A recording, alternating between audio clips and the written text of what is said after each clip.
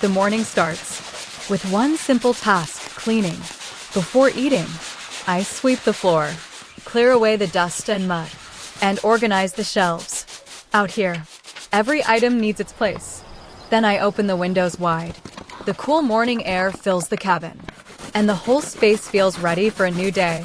I stand in the doorway for a moment and look around. This is my home now. It didn't look like this when I first found it. I felt the rain before it arrived. The air turned heavy, and a few moments later, the sky opened up. Jungle rain never gives much warning. 1 second it's calm. The next, everything is soaked. I moved quickly to the sheep pen. By the time I got there, they were already gathered near the gate, waiting.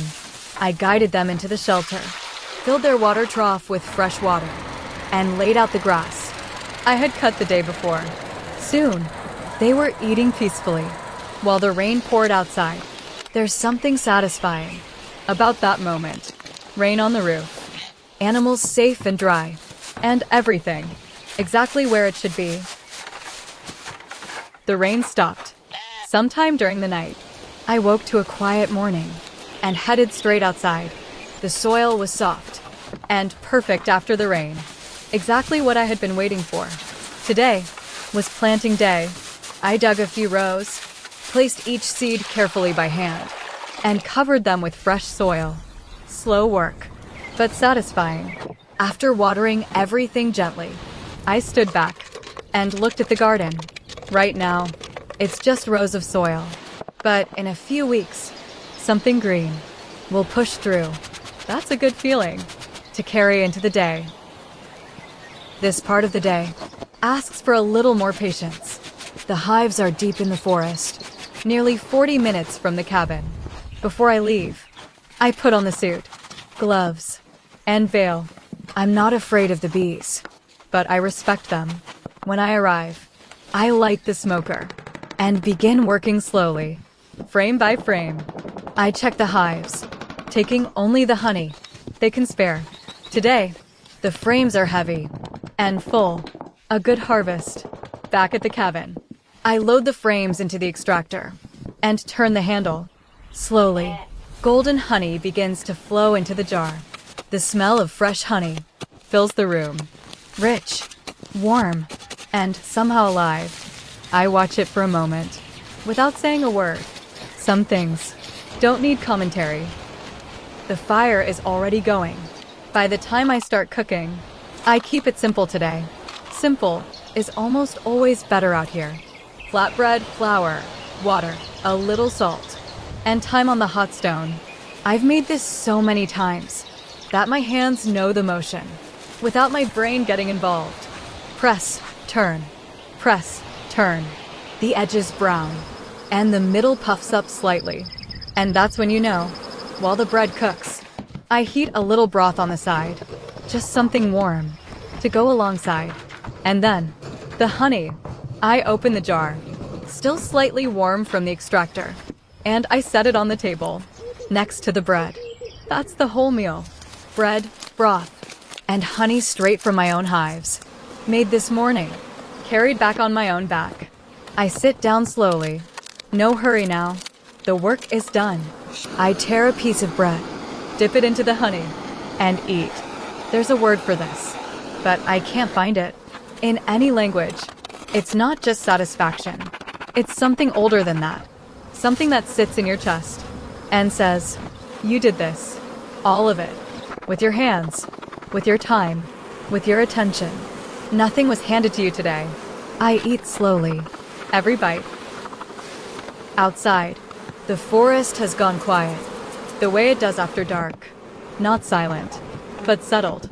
The insects, the occasional bird, the creak of old wood in the wind. Inside, just the lamp, and me, and a notebook I've been filling for 2 years.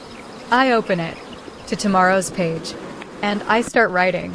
Not goals, not a schedule, more like a conversation with myself. What needs doing, what I noticed today, what the soil looked like, how the sheep seemed, whether the bees were active or slow. Tomorrow, I need to check the eastern fence line. Something about the footprints I saw near the pen yesterday didn't sit right with me. I need to bring more firewood in before the next rain. And I want to start the clay repair on the back wall while the weather holds. I write it all down, not because I'll forget, but because writing it makes it real. It turns a vague feeling of what needs doing into actual intention. And intention, out here, is everything. I close the notebook, put the lamp lower, look around the room. Clean, quiet, warm. The bread is gone. The honey jar is half full on the shelf. The tools are where they should be. Tomorrow has a plan. Tonight has nothing left to do. I lie back, and the sounds of the forest come in through the walls. And I think, not anxiously, just plainly, that this is a good life. Hard, yes, but good, real.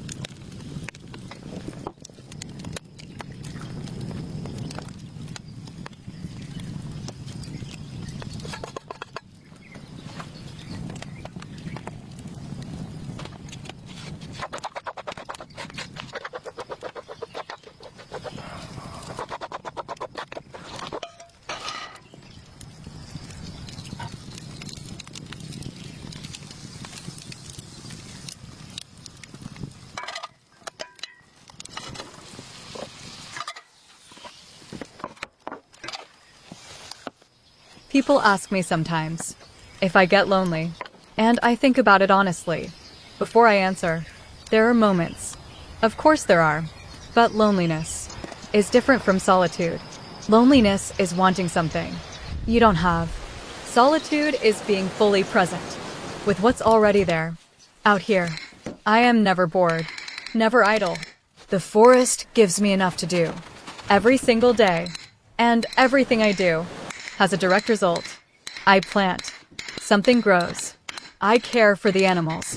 They're healthy. I build, the walls stand. I tend the bees. They fill the frames. There is no gap between effort and meaning here. That's what I'd want you to take from this video. Not the techniques, not the survival tips, but this, the gap between what you do and why it matters. You can close that gap. You choose to close it.